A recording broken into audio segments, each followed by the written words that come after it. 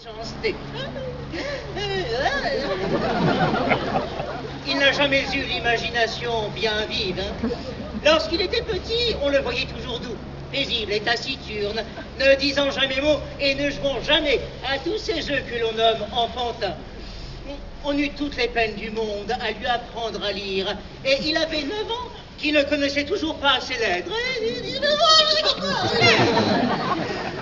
Bon, disais-je en moi-même, les arbres tardifs sont ceux qui produisent les meilleurs fruits.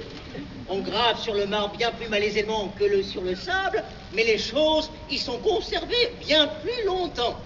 Et cette lenteur à comprendre, cette pesanteur d'imagination est la marque d'un bon jugement à venir.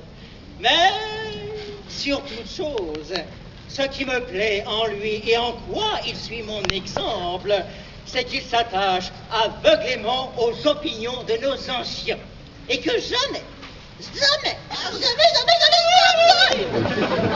il n'a voulu écouter ni comprendre les raisons et les expériences des prétendues découvertes de notre siècle touchant la circulation du sang, et opinions de même farine. J'ai, contre les circulateurs, soutenu une thèse qu'avec la permission de monsieur, j'ose présenter à mademoiselle comme un hommage que je lui dois des prémices de mon esprit.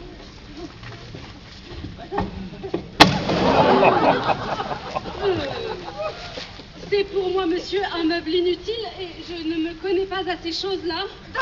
Donnez! Elle est toujours bonne à prendre pour l'image. Cela servira à parer notre chambre. Avec la permission aussi de monsieur, je vous invite à venir voir l'un de ces jours, pour vous divertir, la dissection d'une femme, sur quoi je dois raisonner.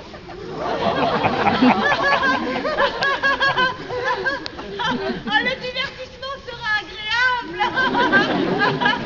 Il y en a qui donnent la comédie à leur maîtresse, mais donner une dissection, voilà qui sera bien plus galant. Au reste, pour ce qui est des qualités requises pour le mariage et la propagation, je vous assure que selon les règles de nos docteurs, il est tel que l'on peut souhaiter.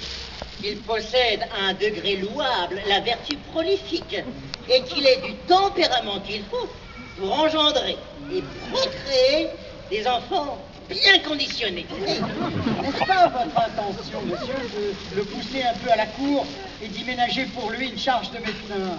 À vous en parler franchement, notre métier auprès des grands ne m'a jamais paru agréable.